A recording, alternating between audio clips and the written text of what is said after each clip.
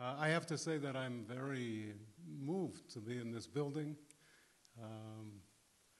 In the West, I was having this conversation yesterday with someone here that in the West we talk about the, sort of the miraculous changes of the past several decades, and usually we're talking about iPhones and all kinds of technological changes. But in this part of the world, the miraculous changes are not only technological, there are all sorts of other dimensions to what has resulted in an utter transformation. My first time in Poland was 1971 roku, and things were very different then. And you've lived through, and I'm sort of as an observer coming back here all the time, I think more profound changes than any technology could bring about. The topic is, the general sort of topic is who is or who was a Jew, not a Jew, who was a Pole in the 18th century? That's kind of the general topic.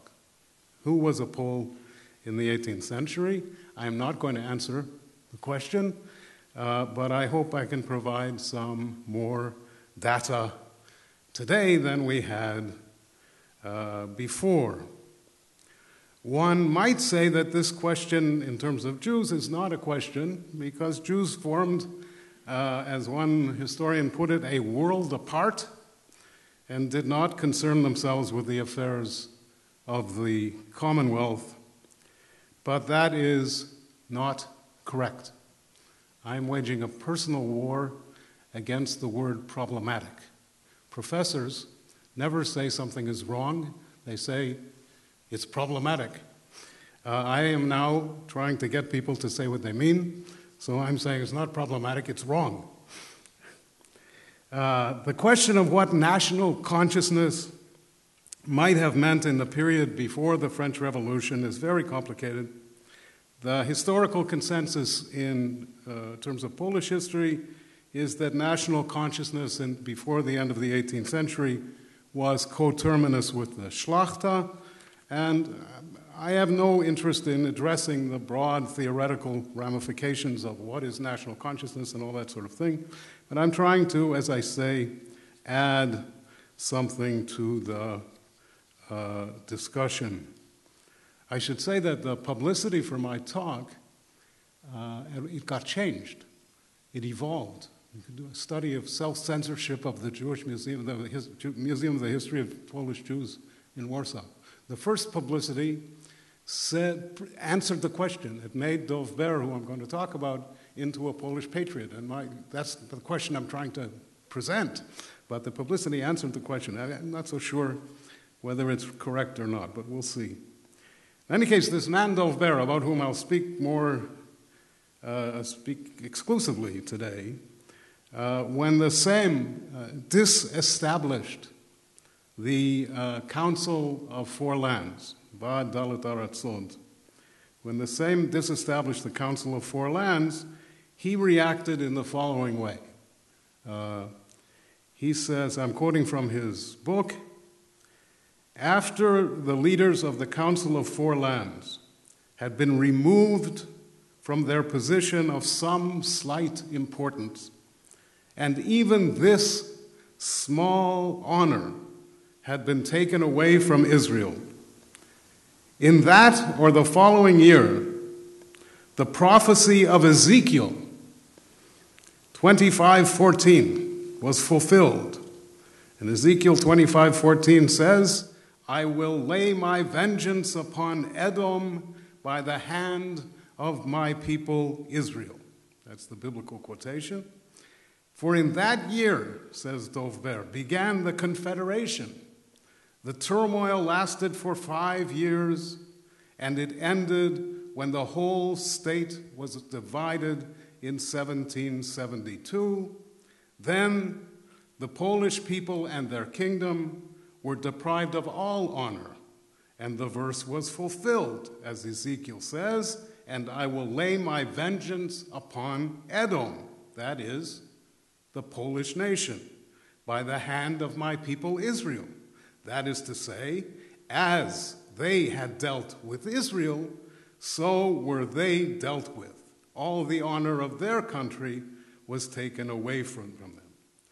The chaos, that's the end of the quotation, the chaos of the Bar Confederacy, and ultimately the partition of the country, in other words, was an act of divine vengeance against Poland for removing the little bit of honor the Jews of the country had in the form of their national parliament, the Council of Four Lands. The author of this passage had clearly a profound sense of what was happening around him and what was at stake for the Polish Commonwealth of his time. And some of his thinking is revealed in this passage, which was published quite a long time ago. But as I will show, other passages in his writing complicate our analysis of how he thought about Poland and about his Christian neighbors. Now, there's an American custom, I don't know if people do this here, but there's an American custom when you start a talk, you're supposed to tell a funny story. And I'm about to try to tell a funny story. Two elderly gentlemen are sitting on a park bench early in the morning, catching the first rays of the sun, and one turns to the other and says, "You know, when I got up this morning, my wife asked me what I'm doing today." The other guy says, "Oh yeah, what did you say?" I said, "Nothing." "What did she say?" She said, "You did that yesterday." "And what did you say?" He said, "Yes, but I didn't finish." Now, thank you.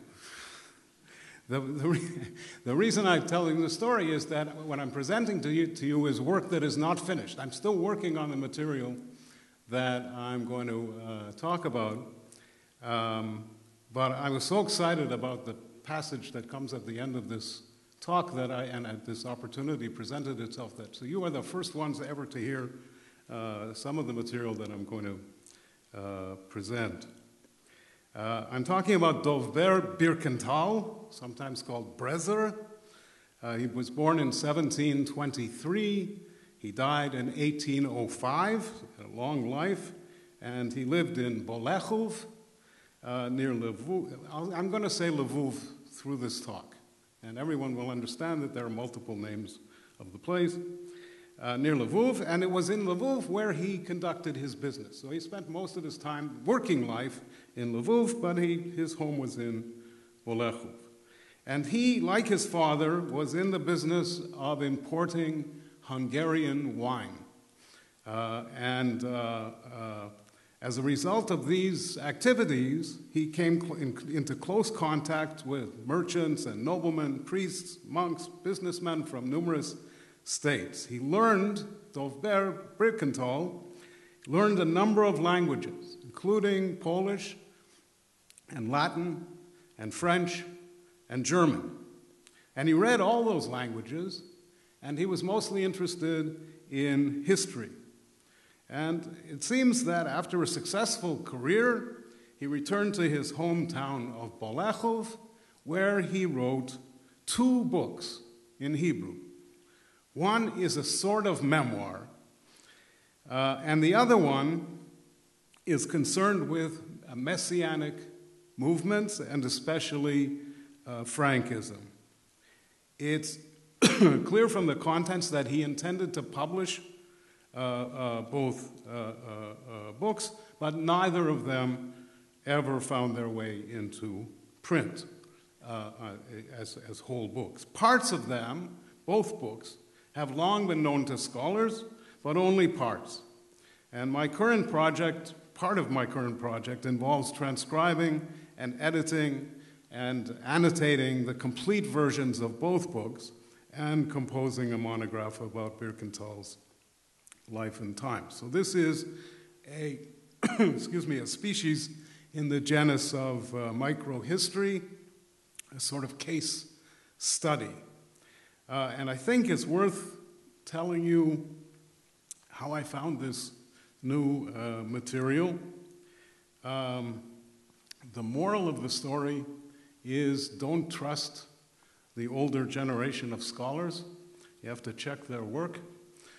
In addition to the memoirs, so-called, the second book was called Divrei Bina, which means understanding words. And what happened with that book, is apparently his son-in-law, who was a Rappaport, Jacob Yakovka Rappaport, he gave the manuscript to Yosef Perel, who put it in his library in Tarnopol sometime around 1814.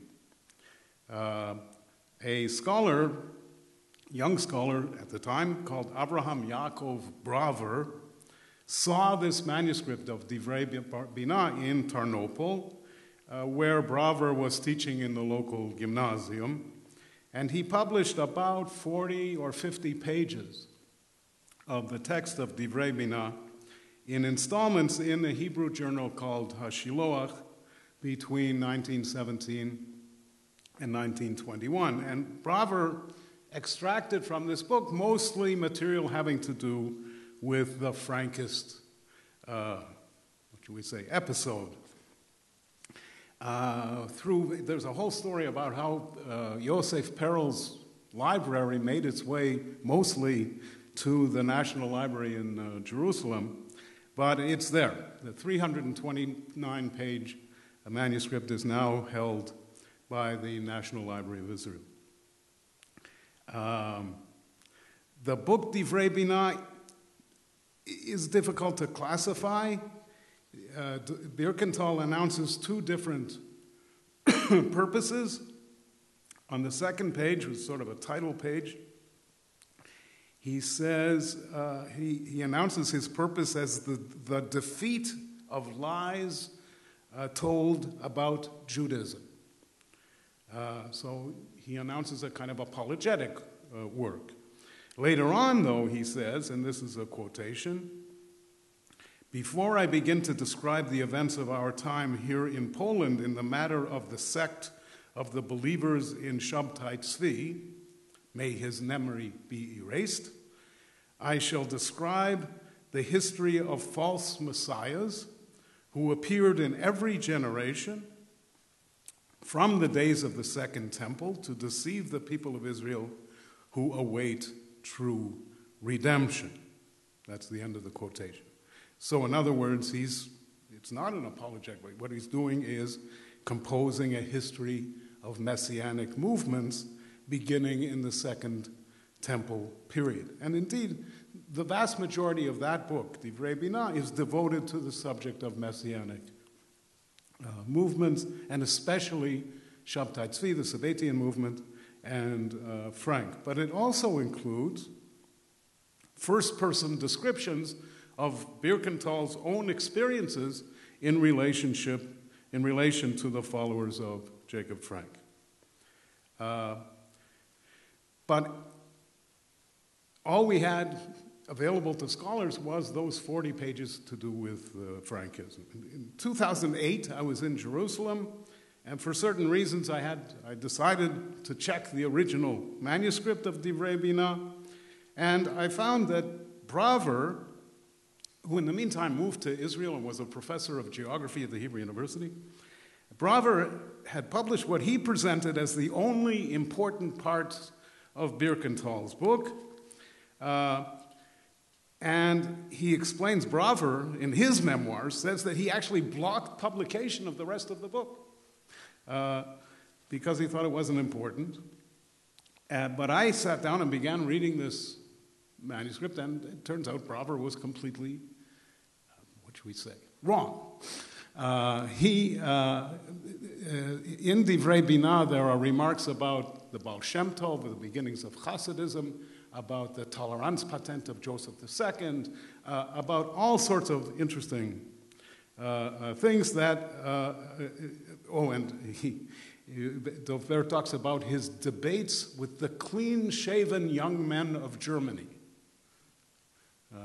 Bachurim ha-megulachim me-Ashkenaz, these free-thinking Jews in Lviv in the 1760s and 70s. And Braver simply omitted publication of this. And a few years ago, I published the first 40 pages or so.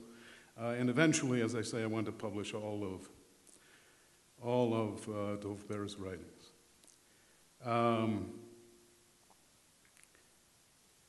Now we come, so that's Divrei Binah. But today the topic is the other book, the so-called memoirs.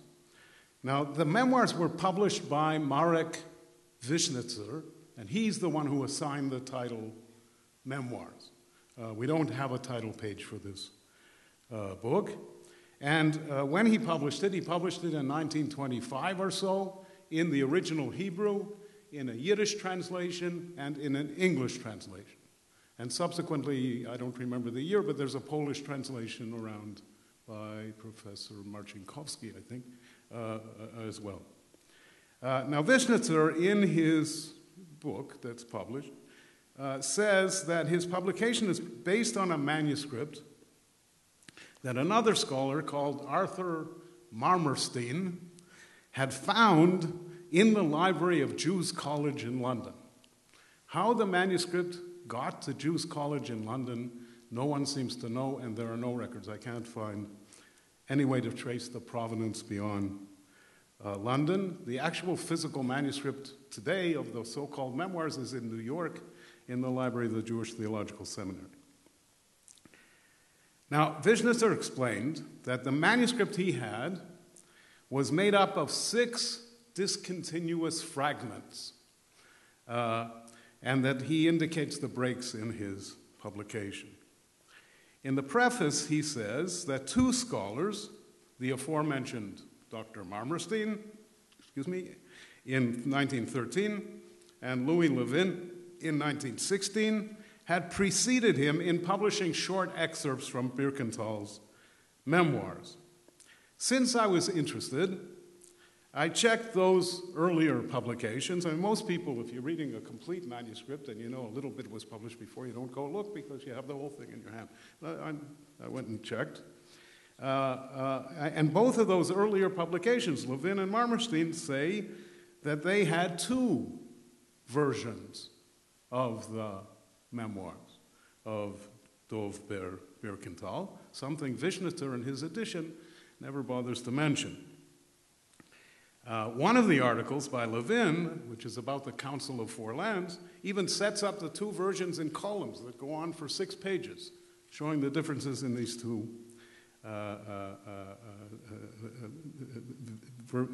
versions. So now the question was, where is the second version of Dow Bera's memoir? Well, I knew that Louis Levin's archive was in New York, which is not far from where I live, at Yeshiva University. So I went there and spent a whole day reviewing the contents of Louis Levin's archive, which was very interesting. It turns out he was a bit of a kleptomaniac, but there was no hint of the memoirs of Dow Bera Birkental. So that left Marmerstein. So nowadays, we have these miraculous technologies. I get on the internet, and I find that Marmerstein's taught at Jews College for a long time. He had a long career there and died in 1946, and he left his library to the John Rylands Library of the University of Manchester. So I wrote to the librarian in Manchester, and I said, do you have manuscripts in the collection that was bequeathed by Dr. Marmerstein? And he wrote back to me, no, we received only books. Now, stymied. Where is the copy that Marmerstein saw? Then, by a series of coincidences, somebody talked to somebody. Anyway, I found out that Arthur Marmerstein's grandson lives in London. And I called him on the phone. And he's a chassid, he's a very pious Orthodox Jew. And I said, did you get any manuscripts from your Zayda, from your grandfather? He said, no, everything went to Manchester, including some manuscripts, he said. And I said, but they told me they have only books, they have no manuscripts. And he said, famous last words, They don't know what they have. So then I looked at the list of people who teach Jewish studies at the University of Manchester, and I wrote to somebody and I said, please do me a favor, go into the library and see if you can find out what's going on.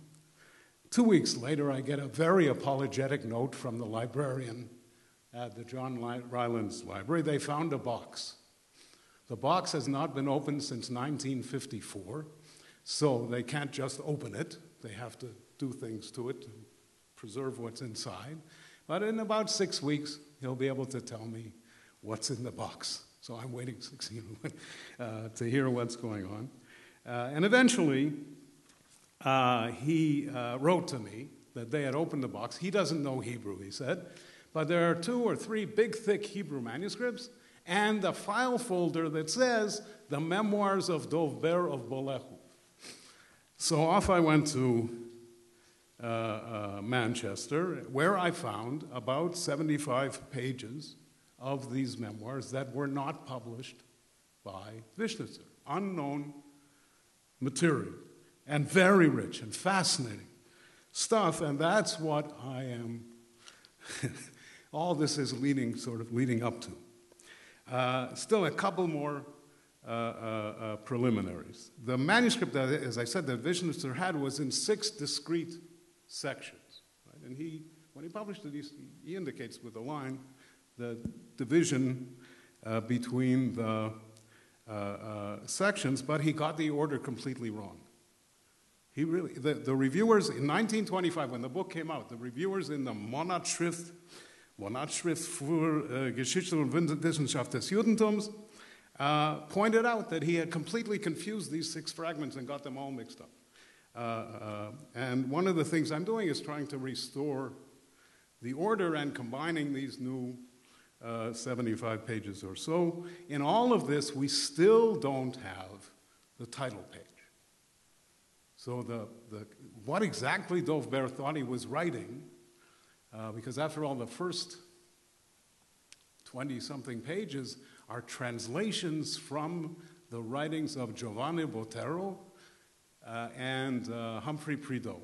The Botero is translated from Polish, from Teatrum Światła, and the Prideaux is translated from German, from a German translation. How is that part of a memoir? It's definitely part of his book, because he says it's part of his book, but it's not exactly a memoir. In any case, I'm trying to put it all together. So this is a case study of it's a case study in the sense that case is related to the English word casuistry. Casuistry is sort of complicated, contradictory matters that confuse things. And the idea here is to have get up close to one person and complicate all of our sort of categories about the second half of the 18th century. So our case is Dow Bera ben Yehuda Birkental, a successful merchant whose clientele was mostly Shlachta, whose base of operations was Lviv, and he rented, he says, again and again. Apparently very, very proud of this fact. He rented space for his wines, this kind of cellar, in a building owned by Carmelite monks near the Halich Gate in Lviv. His knowledge of languages was not unique. It was unusual, but it was certainly not unique among the Jews of this period. But the thing about knowing languages in a regimented society, and it's the 18th century, regimented society, when you know languages, it loosens constrictions, social constrictions, cultural constrictions, all kinds of things, even sometimes identity itself. The decisive moment, perhaps the decisive moment in his life resulted from his knowledge of Polish, when he was called upon to translate the answers formulated by Rabbi Chaim Rappaport of Lviv to the Frankist assertion that Jews require Christian blood for their religious ceremonies. Birkental translated Rappaport's answers into Polish. The Frankists, excommunicated by the Jewish community, were protected by certain churchmen. The ventriloquists in this drama in the Lviv Cathedral was the important but rather troubled Bishop Kaitan Soltik. I think in the case of both of Birkental's books, what makes a man write a book, a person write a book like this, or any kind of book? I think there are two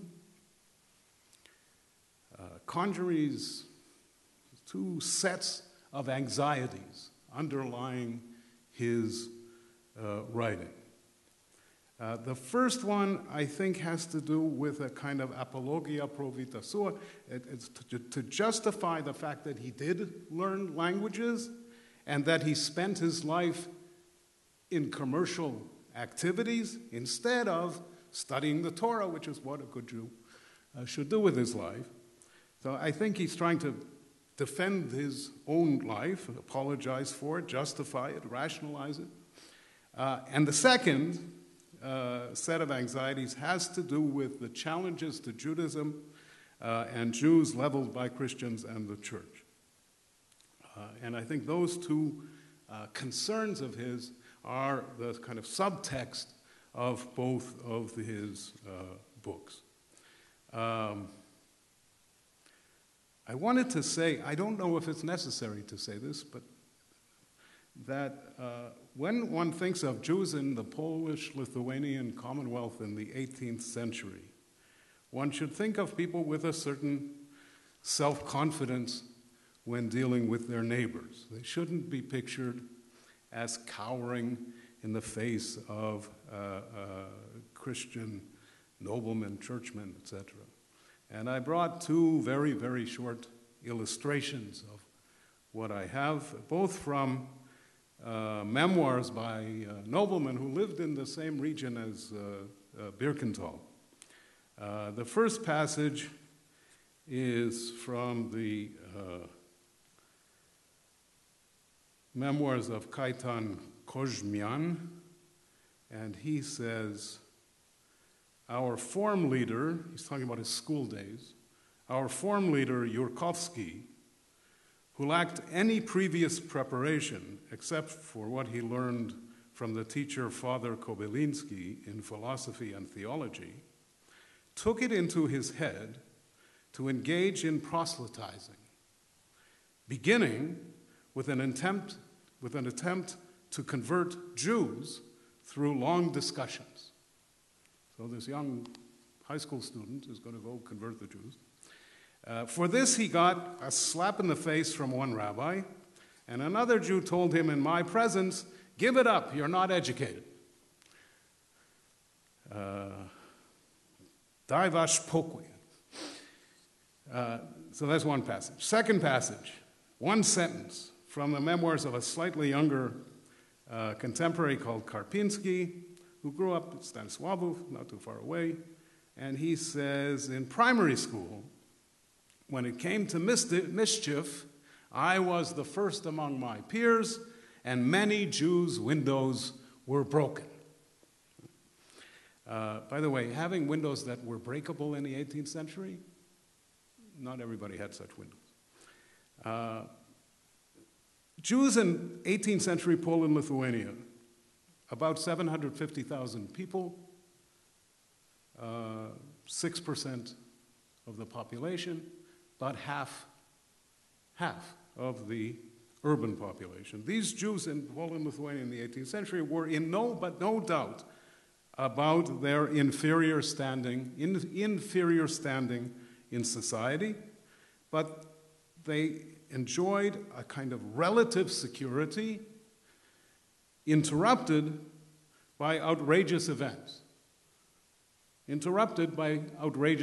Like the judicial murder of 14 Jews in the ritual murder trial in Żytomierz in 1753, orchestrated by that same Bishop Kaitan Soltik.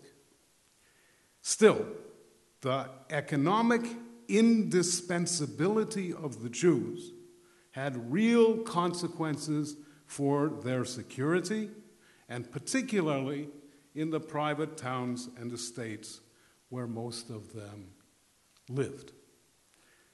I always say something like back in the Stone Age or when I was in school, there was a professor at Columbia called Charles Hamilton, who, if he's remembered today at all, he's remembered for a book that he wrote jointly with a man called Stokely Carmichael that was called Black Power. It was part of that movement in the 60s and 70s in the United States. In any case, Professor Hamilton used to say that blacks and whites would be equal in the United States when a white man was executed for murdering a black man. That was his criterion for real equality. Well, if he's right, take this case. In Zhukiev, in 1746, a Christian miller was convicted of murdering and robbing a Jewish family. He was hanged and then beheaded, and then his skull was placed on the gates of the town by the order of the court. Okay, so that was a kind of general background. We finally come to the reason I'm here. Some passages for your consideration from this new material that I found. The time that we're at is just before and during the Konfederacja Barska, okay? So 1767, etc.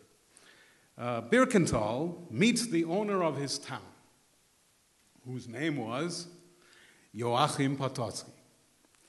And here I'm quoting from the memoir, who was passing through Lviv at the time. He said to Birkental, "I will give you some good advice. Do not keep your wines at Lviv, for I will be unable to protect them from the robbery and pillage that may take place here in Lviv in the near future." This is the fall of 1767.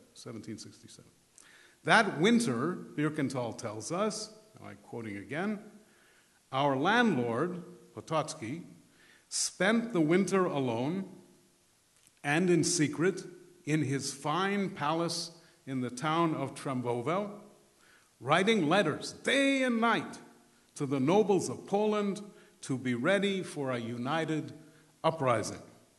End of the quote. And then Birkental goes on and he describes the uprising. He mentions Józef Pułaski and his death in February 1769, and how the Confederates had taken refuge in Ottoman territories. And then he goes on, quote, "And his 3 sons," that is the sons of Józef Pułaski, "his 3 sons fled with several hundred horsemen, reaching the Polish border with about 2,000 soldiers. These 3 brothers, the Starosta Augustowski, Starosta Jesulince, and Starosta Czereszensky, that is Franciszek, Kazimierz, and Antoni Pułaski, were pursued by the Russians and took refuge in a small fortress in Okopy." And I'm omitting, he goes on at great length, and I'm not going to come and read all of this, but he comes to the following. "On Wednesday, the fast of Esther." The fast of Esther is the day before the holiday of Purim, right? On Wednesday, the fast of Esther in the year 5429, which, as you all know, is March 14th, 1769. It's very nice. This is wonderful because he gives a precise date. On Wednesday, the fast of Esther of the year 5429, the aforementioned Starosta Zesulince, that's Kazimierz Pułaski, came here to Bolechów with his retinue of 140 horsemen. And not one of them was familiar with this region because they were all from the region of the town of Bar in the province of Ukraine, which is where this rebellion began. Only one Hungarian, a person I knew, Dow Bera seems to know everybody. He mentions, he says, I knew him, omniscient. A person I knew guided them. A lead group of 15 riders reached my house when we returned from morning prayers at the synagogue. He told me, I presume the Hungarian, he told me confidentially, today a great and famous leader will seek hostel in your house, namely the Lord Pułaski. If you heed my advice, you will hasten and order that food be prepared for him. He prefers types of fish for dinner because the Christians presently are fasting and not eating meat in advance of their Easter. If you do this, Pułaski, he will surely show you favor, and similarly all of your townsmen.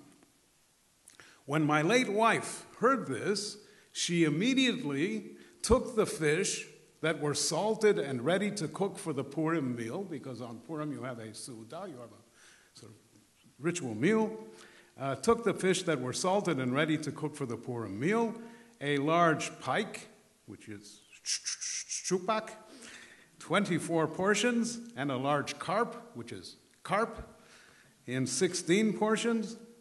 And he goes on, the meal is prepared, I'm summarizing now, the meal is prepared with appropriate spices and sauces, which were appropriate for noblemen, in the noble fashion. I'd love to know what that meant. Before dining, though, Pułaski orders everybody out of the room and turns to Birkental. So everybody has to clear out. And he turns to Birkental and he says, and I'm going to read the Polish, Witaj, gospodarzu. Powiedz mi prawdę o fortyfikacjach w szkole. Ilu żołnierzy obrania to miasto? Odpowiedziałem zgodnie z prawdą, opisując szkołę i jego okolice. In other words, Pułaski wants intelligence from this Jewish merchants about the defenses of the surrounding towns, and the Jewish merchant, Birkental, obliges him and tells him the details. And he does. He goes into great detail how many soldiers and so on.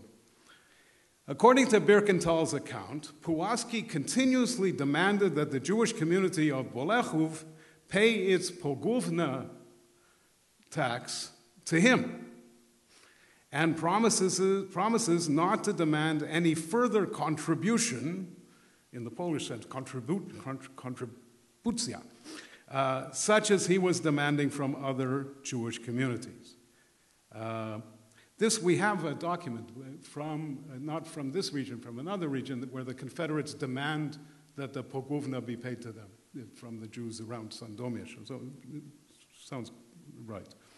Birkental, who's the hero of his own story, describes how he, using all sorts of ruses and tricks, succeeds in procrastinating and delaying until ultimately they didn't pay a single penny to the Confederates. Then, it's time for lunch. A select group, including Pułaski and his officers, sit down to dine, and Birkental says, I quote, and the Lord Pułaski sat down to eat together with the Lord Yaszczyszewski. If anyone knows who this Yaszczyszewski might be, please tell me. I can't find him. And it's tough because Dow Bera's writing in Hebrew, and I have to kind of reconstruct the name.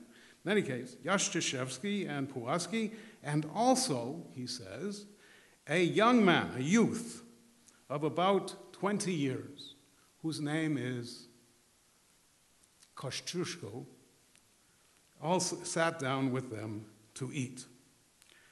Pulaski distributed the rest of the fish to the most honored of his men. All right, so which Kosciuszko is this Kosciuszko? At the time, Józef, older brother, would have been about 25 or 26, Tadeusz, 22 or 23.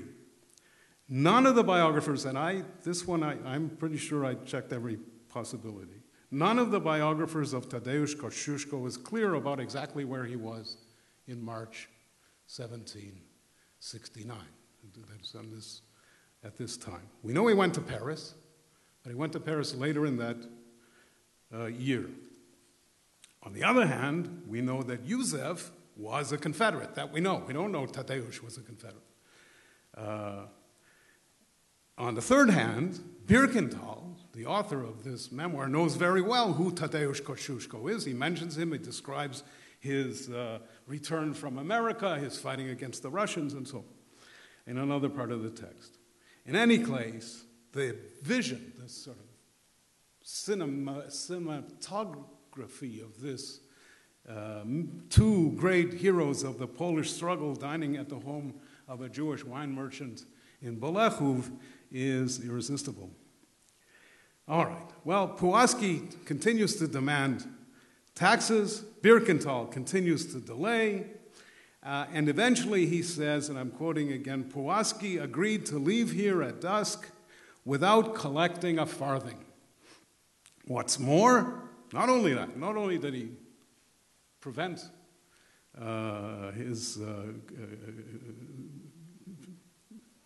co-residents in Bolechowa from having to pay taxes, what's more, during the day, virtually every one of Pulaski's men bought a pair of new boots for his feet. They also brought new boots to the Lord himself.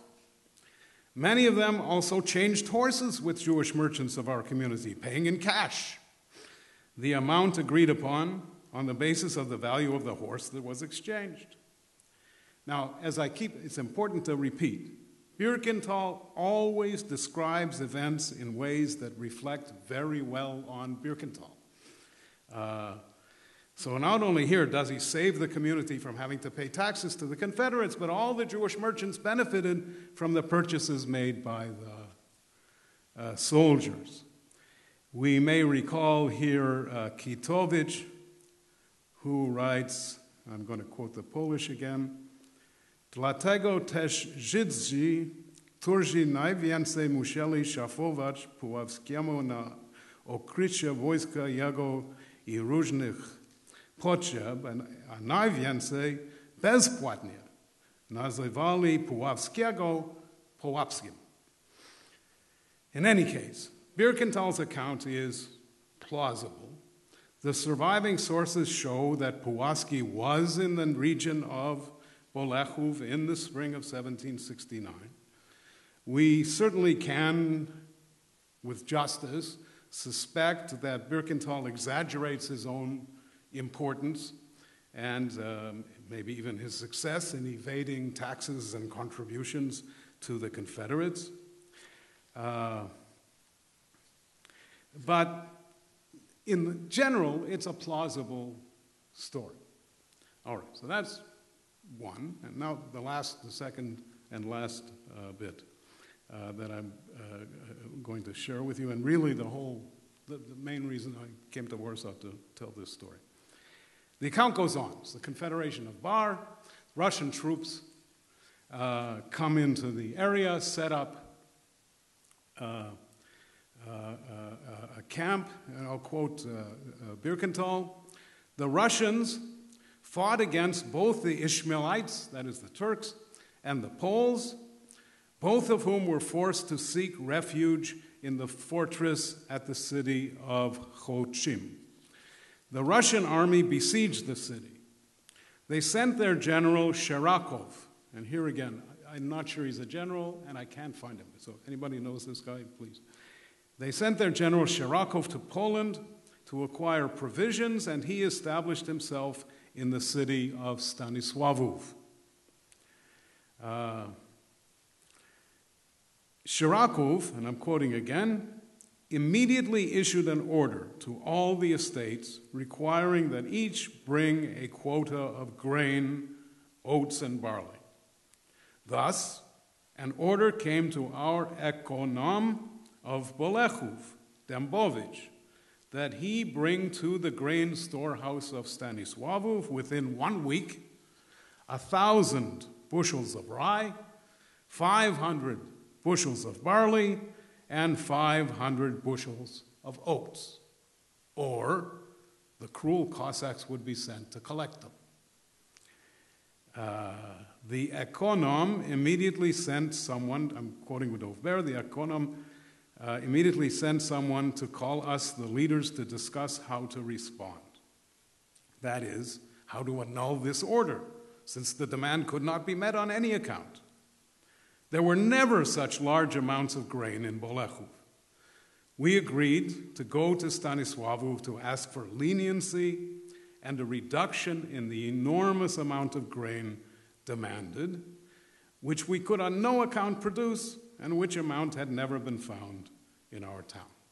All right, so the troops demand requisition grain to feed their numbers, and the quota imposed on Bolechowa is much too high, according to Birkental. Birkental says the econom agreed to go to Stanisławów only if Birkental accompanied him to plead for a reduction in the town's quota. And then there's a long description. They go to Stanisławów, and they have to find a way to get an audience with the general. And interesting depiction of how they managed that, which I'm not going to trouble you with. But finally they do, and they come to the house where the general is staying. And now I'm quoting again. Early on Thursday, we approached the residence of the Lord General Shirakov in the fortress of Stanisławów. His servant came to the door, presented a silver tray on which to place the coffee and the sugar we had brought as a gift. Because the tray was beautifully made, gilded, and engraved with the name Joachim Potocki. I realized that this was part of the loot the Muscovites had taken from our Lord's palace in Trembovel. All right, that's the quotation. Unfortunately, and then they go in to see the general. Birkental doesn't say clearly what language was used in the discussion that I'm about to tell you about. Could have been Russian, it's possible. Could have been German, because Birkental spoke German. But did this Russian general? I simply don't know what language they spoke in. There's some Russian in the text that you'll see. Okay, so here we go. They've gained audience with the general. The Lord General appeared, I'm quoting, the Lord General appeared and asked us where we were from, and we said, from Bolechowa. And he asked, who owns your town? And we said, Potocki. And he asked, which Potocki? And we answered, Podchashe. And he said, he's the leader of the rebels. And he asked us, tell me please, where is he? And we answered, we have no knowledge of his movements. None of us knows where he can be found. And he said, I will tell you where he's hiding, in the city of Chochim. And in 4 or 5 days, Chochim will be ours, and he will fall into our hands, and we will play with him as one plays with a bear. He continued talking to us and asked about the possession of Bolechowa and its region, about the income yielded by the villages that belong to it, and about the revenues to the owner of that holding. And it goes on. The conversation continues. Dow Bera and the econom describe the extreme poverty of the town and how there are no resources and they can't possibly meet the quota of grain that's been imposed on them. And then all of a sudden, the general changes the subject. And this is the passage that, and he said, behold, we Russians, he's talking about Potocki, he changes the subject to Joachim Potocki. He said, behold, we Russians are also aristocrats, and we have landed possessions.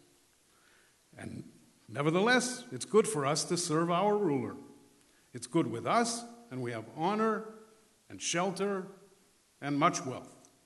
Your Lord also has many properties and great wealth, and yet now he's endangered himself and stands to lose his wealth.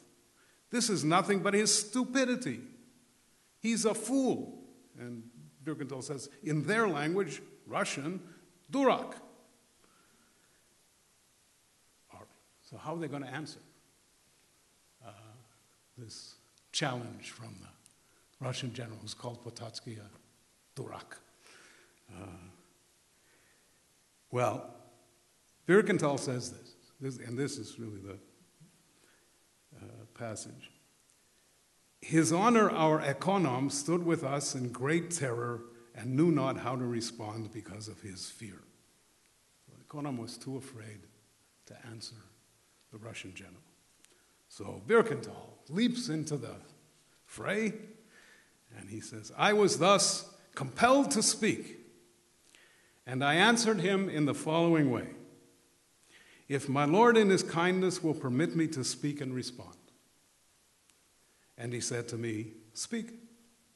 And I said, the custom and manner of the lords of Poland are known to his honor. Their powers are also limited, more than what my lord thinks. Moreover, their unwillingness to obey this king derives from their God-given nature. This particular nature is given to all the different creatures. Many animals, beasts, and birds are provided for in the homes of humans and are safeguarded from danger because each owner protects them. And they have honor, since one says this beast belongs to this lord or other notable person. And their needs are always met on a regular basis without exception, morning and evening. Each householder prepares the animal's food on time. As against all of these, there are many creatures, much more numerous by thousands and thousands, that do not know human habitation and find their needs themselves in the fields and the forests. To look and decide which of these sorts of creatures have a better nature from the Creator is easy to do. Behold the bird in the cage, hanging by the window, the beautiful canary. Undoubtedly, they give him his food and drink in a timely fashion, and he lacks nothing. They also sometimes give him sweet sugar. But how easy it is to test my thesis and to open the cage and the window. The canary will fly off to wander in the air of the world. And even if he wanders all day and nowhere finds good food like those given him in the cage that remained open before him, nevertheless, this bird will not wish to return to the cage because he left and became free. And before I could finish, the Lord General Sherakov put his hand on my shoulder and said to me in Russian, Modrak ty Yarishka. That is, you are wise, Jew. So that's the passage. I think it's quite amazing. But how will we understand it? We know that Dow Bera was aware of a lot of things in connection with the Confederacy and what was happening. He even says that the messenger who brought the French money, the money from France, to the Confederates would stay with him from time to time. This language of a God-given natural right to freedom, this language of a God-given natural right to freedom is actually used in the Declaration of the Confederacy of Bar. It's language almost identical. And here, if we take him at his word, is a defense of that freedom for the Polish nobility by a Jew who, at the time that he's writing this, probably the 1790s, at the time that he's writing this, is living in territory governed by the Habsburgs. And what freedom does he mean? What is this freedom? Is he talking about individual freedom? Or is he talking about national freedom? It's the second half of the 1790s. This is the time when Poland had become, in Lord Acton's phrase, a soul without a body. So he could be speaking about national aspirations. There's no way to verify any of the details here of Birkental's description. But on the other hand, it's hard to see what he might have gained by presenting himself as articulating Polish aspirations to a Russian general. He certainly does want to appear clever. And that's how he tells his story throughout the book. But why in this particular way? Moreover, we know that Dow Bera understood very well, in the passage that I began with, Birkental understood very well how tragic the consequences of the Bar Confederacy and the subsequent partition were for the Polish nation. In the passage that I began with, he says, these tragedies for Poland were an act of divine justice in revenge for Poles disestablishing the Council of Four Lands. So, I return to the question I raised at the beginning of my remarks. What does it mean to talk about what is Polishness? Who is a Pole in the 18th century? Or less sharp, how did 18th century Polish Jews think about Poland? The general question cannot be answered. We're talking about, as I said, 750,000 people. To reduce all of those people to one characteristic or essential quality would be a serious distortion of human nature. And we don't have very many sources. We have anecdotes. In 1764, in Vitebsk, which, at least in America, maybe here too, Vitebsk is known because that's where Marshal Chagall was from. In 1764, there was a parade, a joint parade of Christians and Jews to celebrate the coronation of Stanisław August Poniatowski. Jews certainly saw themselves as Poles in the sense of fellow subjects of the crown. But the meaning of the word has to be multiple and complicated. Today, I think we found one Jew who, at the very least, expresses a profound understanding of Poland and the Polish aspiration to freedom and independence. He describes it as a God-given natural right and describes its loss as a terrible tragedy. To put it another way, maybe pushing this a bit, a nation under foreign domination, he's saying, a nation, 1769, he's saying a nation under foreign domination is contrary to God's will. If Poland has lost its honor and its freedom, according to Birkental, it's because God chose to punish it for dishonoring the Jews who lived there. Thank you very much.